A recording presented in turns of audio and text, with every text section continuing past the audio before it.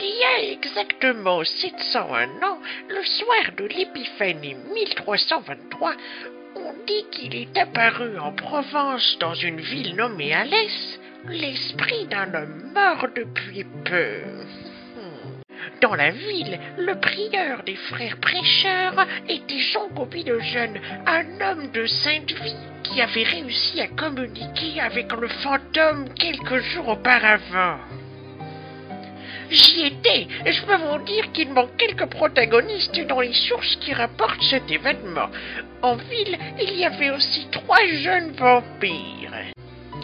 Ibn al-Nafis, un thaumaturge oriental obsédé par les secrets du sang.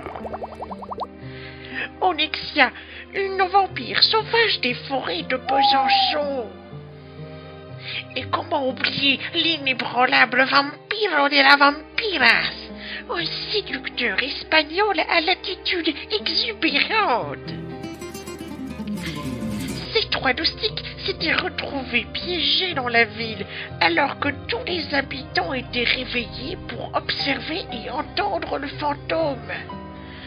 Après avoir rencontré une mystérieuse femme, Olivia, ils réalisèrent que le soleil au petit matin était une menace bien maigre comparée au danger qui les attendait à Alès.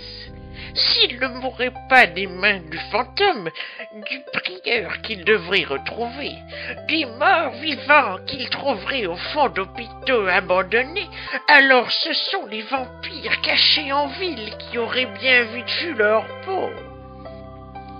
Car c'est ainsi que va la vie, enfin la mort, des jeunes enfants de Cain.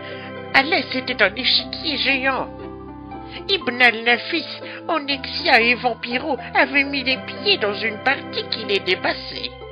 Personnellement, j'ai toujours eu un faible pour celles et ceux qui utilisent leurs pièces de manière créative. Mais aux échecs, les pions sont toujours sacrifiés en premier.